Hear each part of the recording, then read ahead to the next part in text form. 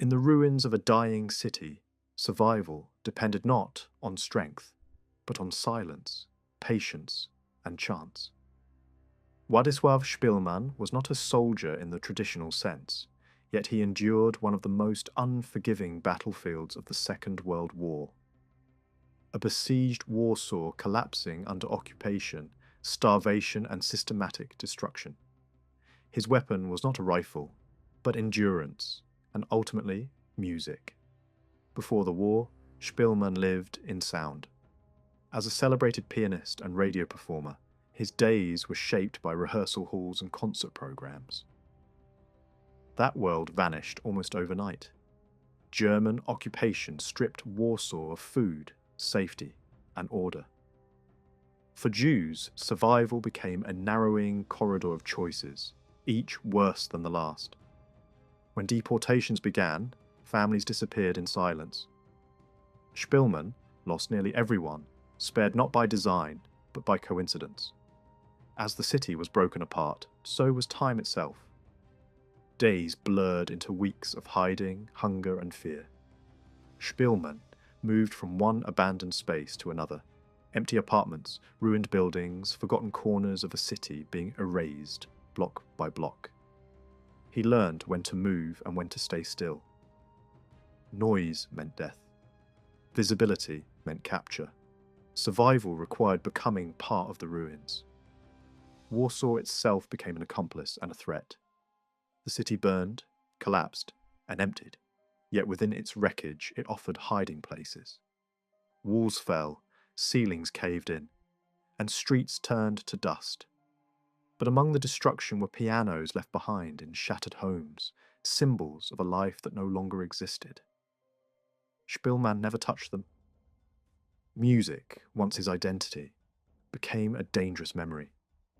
The siege transformed civilians into ghosts. Those who remained learned to exist without being seen. Szpilman watched the city die in stages. The ghetto destroyed, the uprising crushed, the population expelled. By late 1944, Warsaw was no longer occupied. It was abandoned. Silence replaced gunfire. Hunger replaced fear. Survival became a matter of hours, not hope.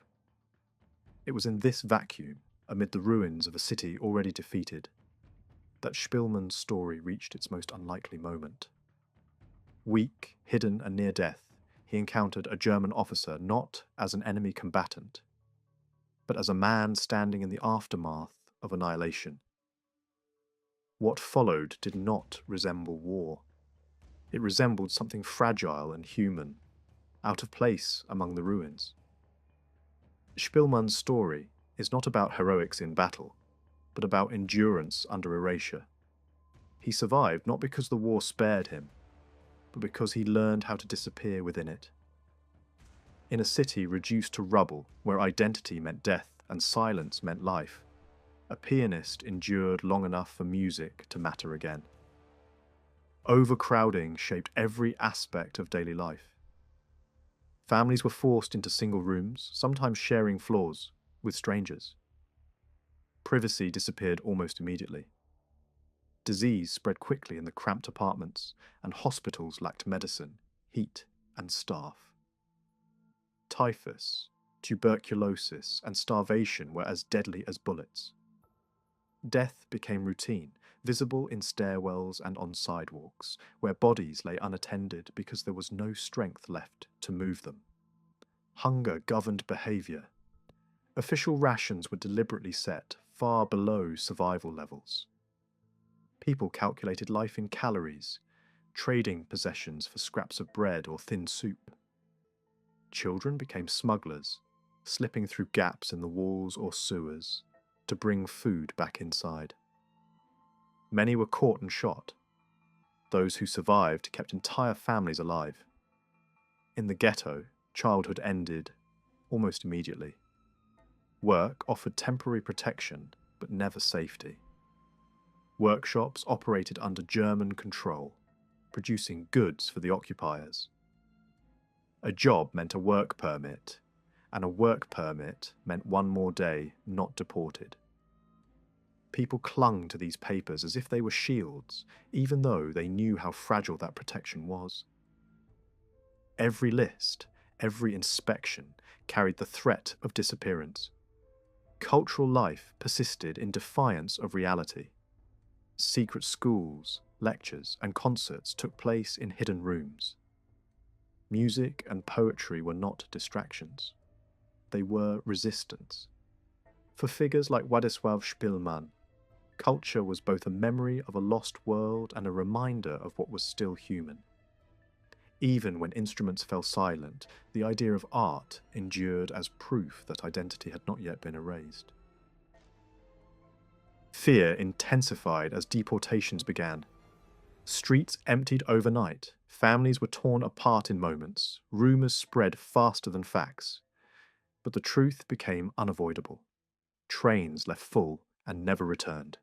People hid, bribed, lied, and prayed. Survival depended on luck as much as judgment. No decision was safe. Every choice carried risk. By the time the ghetto was destroyed, life inside it had already been reduced to endurance alone. Those who survived did so not because conditions allowed it, but because they adapted beyond what seemed possible. The Warsaw Ghetto was not only a place of death, it was a place where human beings continued to think, feel, create, and protect one another under conditions designed to eliminate them. For Władysław Szpilman, survival hinged on such a moment. Like thousands of others, he was herded toward the Umschlagplatz, the holding area where deportation trains were assembled. The crowd moved slowly, pressed together by fear and exhaustion. Families clutched one another, knowing that separation could happen in seconds. At that stage, resistance was almost impossible. The machinery of death moved efficiently, impersonally. Escape did not come through strength or defiance, but through recognition. A Jewish policeman, someone forced into collaboration by the occupiers, noticed Szpilman and acted without explanation. In a brief, almost casual gesture, he pulled him from the line and told him to run. No speech, no promise, just a sudden opening. Szpilman did not hesitate. Hesitation meant death. Running did not bring safety. It only postponed danger. Szpilman emerged into a city that was itself becoming a trap. The ghetto still existed, but its days were numbered. Those left behind were being erased, street by street. Survival now meant invisibility. He passed from one hiding place to another, dependent on friends, acquaintances, and sheer luck. Each refuge carried the risk of betrayal or discovery. Hiding demanded a new discipline. Silence became essential. Movement had to be calculated. Hunger was constant, but noise was fatal. Szpilman learned to live without leaving traces. No light, no sound, no routine. The world outside his hiding places shrank to footsteps on stairwells and voices in the street below. Every sound carried meaning. Every knock could be the last. As deportations continued and the ghetto was destroyed, escape turned into isolation. Warsaw transformed into a landscape of ruins and empty buildings. What had once been a crowded district became a void. Szpilman survived not because the danger faded, but because the city itself was dying around him, creating spaces where someone could disappear entirely. Escaping deportation did not mean escaping fear. It meant carrying fear forward day after day without relief. But that single moment, being pulled from the line, separated life from certain death. Millions never received such a moment. Szpilman did, and it forced him into a different kind of battle. Not against soldiers, but against hunger, loneliness, and time. His survival underscores a brutal truth of the Holocaust. Life often depended on seconds, on the actions of one person, on decisions made without explanation. Escape was rarely heroic in the traditional sense. It was sudden, incomplete, and haunted by those left behind. But in that narrow space between order and chaos, a life continued, against every intention of the system built to end it. Szpilman lived alone in spaces never meant to shelter a human being. Roofless apartments, shattered rooms, staircases leading nowhere. Each place offered temporary concealment, but no comfort. There was no heat, no reliable food, and no certainty that the walls would still stand the next day. Survival depended on choosing places that others had forgotten, or believed to be already empty.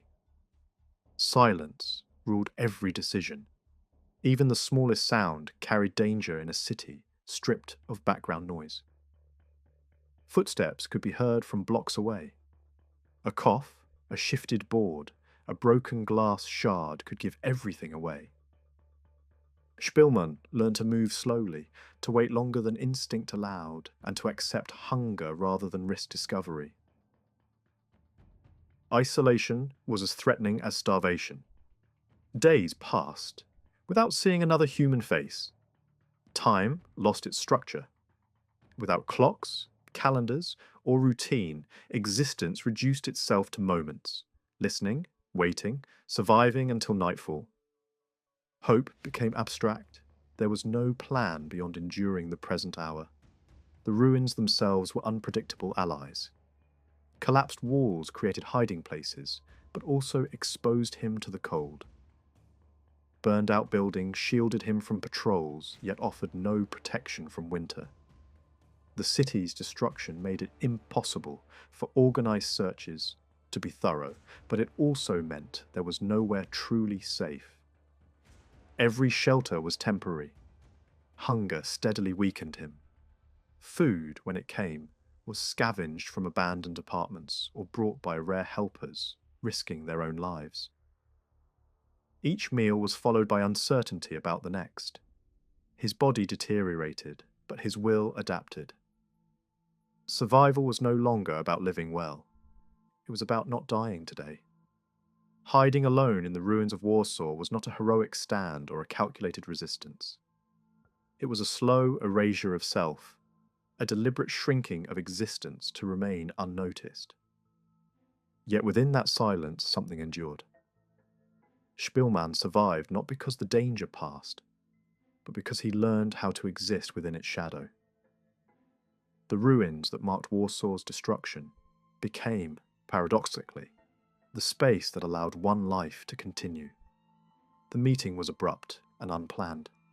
While hiding inside a ruined building, Szpilman was discovered by a German officer conducting a routine inspection of abandoned properties.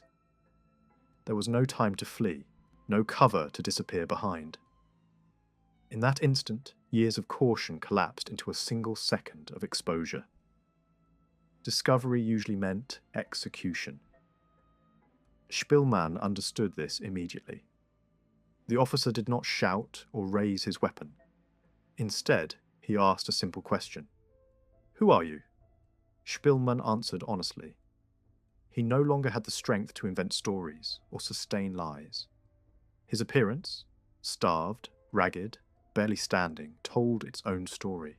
What followed was not interrogation, but silence, the kind of silence in which a decision is made. Then came the unexpected question that changed everything. The officer noticed a piano in the ruined house and asked Szpilman if he could play. It was an absurd request in a city destroyed by war, surrounded by death and emptiness. Szpilman hesitated, knowing that sound had meant danger for years. But refusal was no safer than compliance. When he sat at the piano and began to play, the war receded for a moment. The music filled a space long emptied of humanity.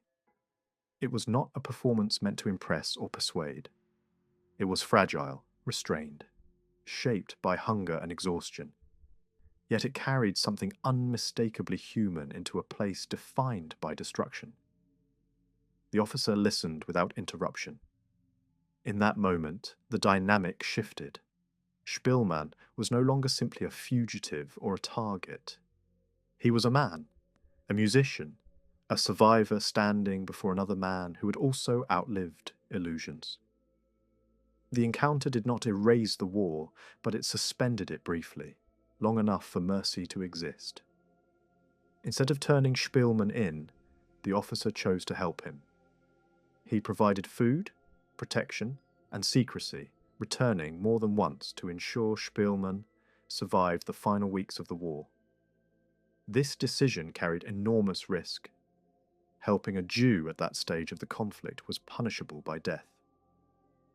Yet the officer acted anyway, guided by conscience rather than command. This chance encounter did not end the war, but it saved a life. It stands as one of the most improbable intersections of humanity in the ruins of Europe. In a city reduced to silence, music became a language stronger than orders, uniforms, or ideology. And in that brief exchange between enemy and victim, survival passed once more through the narrowest possible opening.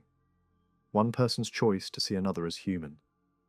The request was unexpected, not only because of who made it, but because of what it demanded. For years, sound had been Szpilman's enemy. Noise meant detection. Detection meant execution. Music, once his profession and identity, had become something dangerous, something he had trained himself not even to imagine. Now, in a ruined house surrounded by devastation, he was being asked to do the very thing that had once defined his life. The piano itself was a relic of a vanished world. It stood abandoned in a wrecked building, dust-covered and untuned. A survivor like Szpilman himself. Sitting at it meant exposure. Every instinct warned him that playing was a mistake. But refusal carried no safety either. In that moment, choice collapsed into necessity. He sat down, hands trembling, and began to play. The music that emerged was restrained, careful, shaped by hunger and exhaustion. It was not a concert performance. It was quiet, almost fragile, filling the ruined space without announcing itself to the outside world. Yet within those walls it transformed everything. The war did not stop, but it receded, and for a few minutes there were no orders, no uniforms, no categories of enemy and victim. The German officer, Wilhelm Hosenfeld, listened without interruption. He did not correct, comment, or rush the moment. In listening, he crossed a boundary that ideology had enforced for years. Szpilman was no longer an anonymous fugitive. He was a human being expressing something irreducibly personal. Music did not argue. It did not plead. It simply existed. That request, play the piano, shifted the balance of power. Szpilman was no longer reacting to danger. He was acting as himself. And in doing so, he reminded the listener of a world beyond obedience and destruction. The officer's decision that followed was not automatic. It was chosen. He chose not to report Szpilman. He chose to help him survive. The moment mattered not because it was sentimental, but because it was improbable. War rarely allows space for recognition. Systems are designed to remove choice, to replace judgment with orders. Yet here, in a ruined city at the edge of defeat, one request reopened the possibility of moral agency. Play the piano became more than a command. It became a bridge between two people standing on opposite sides of history. In that ruined room, music did not end the war, but it interrupted its logic. And for Szpilman, that interruption meant life. The sound was soft, almost hesitant. Hunger had weakened his fingers, and the instrument itself resisted after months of abandonment. Yet, the notes held together. They carried restraint rather than confidence, shaped by exhaustion rather than performance. The music did not echo loudly through the building. It stayed inside the room, filling the air with something that did not belong to war. As the melody unfolded, the space changed. The ruined walls no longer felt like a hiding place or a trap. They became a room again. The officer, Wilm Hosenfeld, remained still. He did not interrupt, did not step closer, did not reach for his weapon. He listened, not as a superior evaluating a captive, but as someone confronted with something unexpected and disarming. The music carried memory. It spoke of concert halls, radios, evenings before curfews, and walls. None of this was said aloud, yet it was understood. Szpilman played carefully, aware that this moment balanced between life and death. Each note extended time. Each pause carried weight. The officer's expression shifted, not dramatically, but unmistakably. The rigid certainty of occupation loosened. When the final notes faded, there was no applause, no comment. Silence returned, but it was no longer threatening. It was reflective. Hosenfeld asked questions quietly about Szpilman's name, his profession, how long he had been hiding. The answers were simple, factual, stripped of emotion. The music had already said what words could not. The decision followed without ceremony. Hosenfeld did not raise his voice or issue orders. Instead, he instructed Szpilman where to hide, brought him food, and warned him when danger approached. These actions carried enormous risk. Helping a Jew in the ruins of Warsaw was a crime punishable by death. Yet the decision had already been made in the moment the music was allowed to exist. The piano was never played again in that house, but its sound lingered. It reshaped how one man saw another, cutting through uniform, ideology, and years of violence. What changed was not the war, but a single choice within it, made possible because music entered a space where only orders had existed before. The arrangement settled into routine without being spoken aloud. Władysław Szpilman remained hidden in the upper floors of a ruined building, moving only when the light shifted or the cold became unbearable. Windows stayed covered. Footsteps were counted. Breath was controlled. Each day stretched thin, measured by hunger and the sound of the city beyond the walls. Food arrived quietly, not on a schedule, never announced. Sometimes it was bread, sometimes canned meat, sometimes potatoes wrapped in paper. Wilm Hosenfeld brought what he could carry without drawing attention, leaving it where it could be found without meeting face to face. The exchanges were brief, words were kept to a minimum. Prolonged conversation increased risk, and risk had to be managed, like everything else. Winter deepened. The ruins of Warsaw offered little shelter from the cold, and the building's broken walls let wind pass freely. Szpilman layered clothing scavenged from abandoned rooms and burned scraps of wood only when absolutely necessary. Fire meant smoke. Smoke meant questions. Survival depended on choosing discomfort over exposure. Hosenfeld returned when he could, sometimes warning of patrols or searches, sometimes bringing news filtered through rumour and fatigue. The front was shifting. German positions were thinning. Retreat was becoming visible in small ways. Fewer guards, fewer inspections, longer gaps between orders. None of this meant safety. A single encounter could still end everything. Illness hovered constantly. Hunger weakened Szpilman's body, and cold slowed his movements. He learned to ration not just food, but energy. Standing became optional. Movement was minimized. The body adapted downward, conserving what little remained. Each night survived became a calculation carried forward into the next day. The protection remained invisible by necessity. There were no promises, no guarantees. Hosenfeld did not speak of morality or redemption.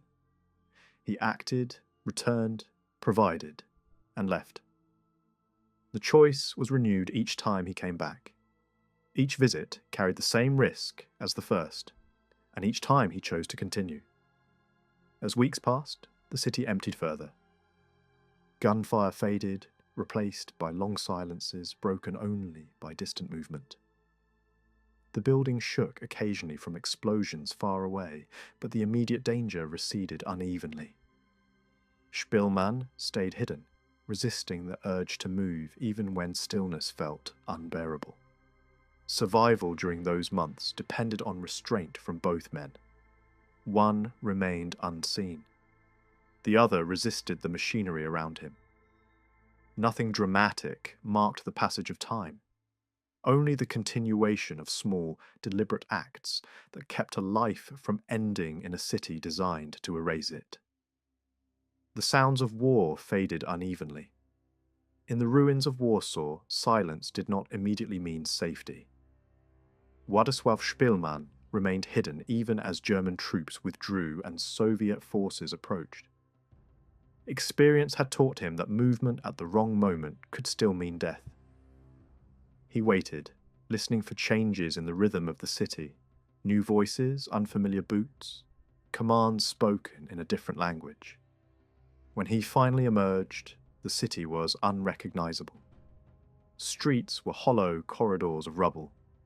Entire neighborhoods had vanished.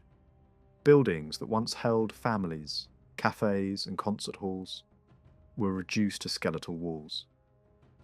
Survival felt unreal outside the narrow spaces where he had hidden. The open air carried no music, only wind moving through ruins. Szpilman's body struggled to keep pace with survival's end. Months of hunger and isolation had left him weak, disoriented and slow. Walking even short distances exhausted him. Yet each step carried him further from concealment and closer to a world where hiding was no longer required. He was alive, but life itself had to be relearned. Music returned cautiously. At first, it existed only in memory, melodies replayed silently to mark time and anchor identity. Touching a piano again was not immediate. His hands had forgotten strength, and the world around him had forgotten concert halls. But when he finally sat at an instrument, the act felt less like performance and more like recovery. Playing was physical proof that survival had not erased who he was. Notes came slowly, unevenly at first, shaped by loss and endurance. Music no longer belonged to applause or audiences, it belonged to continuity.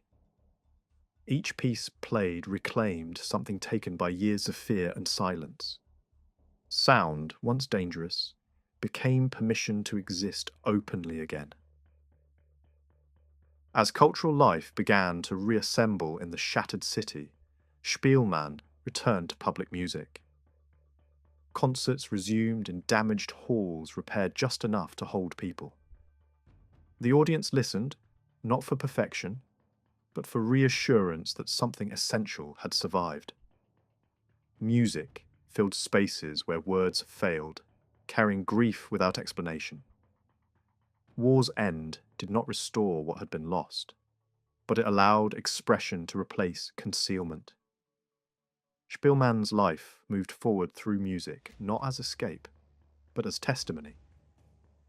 The same hands that had remained still to survive now moved freely across keys, turning endurance into sound in a city, learning how to listen again. The story moved from memory to page and then to screen without losing its restraint.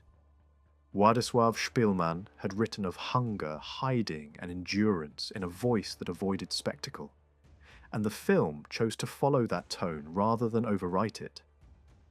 Scenes unfolded with long silences, broken spaces, and moments where nothing happened except waiting.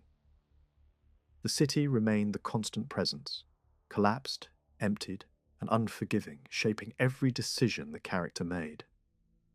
On screen, Warsaw was not a backdrop, but a condition. Streets narrowed into corridors of rubble, rooms into temporary shelters, and time into fragments measured by footsteps and breath. The camera lingered on stillness as much as action, allowing fear to exist without explanation. The absence of dramatic music during key moments mirrored the reality Szpilman described, where sound itself could betray survival. Performance replaced exposition. Hunger was shown through posture and movement rather than dialogue. Isolation appeared in the way the character listened before moving, counted seconds before standing, and avoided mirrors. These choices reflected the original experience, where survival depended on restraint rather than heroics. The film resisted simplifying endurance into courage, presenting it instead as adaptation under pressure. The encounter with the German officer was staged without sentimentality. The request to play the piano unfolded quietly, without swelling score or cinematic emphasis. Music entered the scene as it had in reality, hesitant, exposed, and fragile. The decision that followed was portrayed not as redemption, but as an individual choice made within a collapsing system. Direction favoured observation over instruction. The camera often remained at a distance, watching rather than guiding reaction. This allowed viewers to experience uncertainty rather than resolve it. The war did not move in clear arcs. It advanced and receded unevenly, leaving survivors to interpret change without guarantees. That uncertainty mirrored Szpilman's lived experience more accurately than dramatic structure would have. The film's pacing honoured duration. Long stretches passed without dialogue, mirroring months of concealment and waiting. Time felt heavy rather than compressed. When music returned near the end, it did not signal closure so much as continuity, proof that identity had survived even when environment had not. By translating memory into cinema with restraint, the pianist preserved the core of the story without turning it into spectacle. The screen did not amplify the events. It narrowed them, allowing small decisions and quiet endurance to carry weight.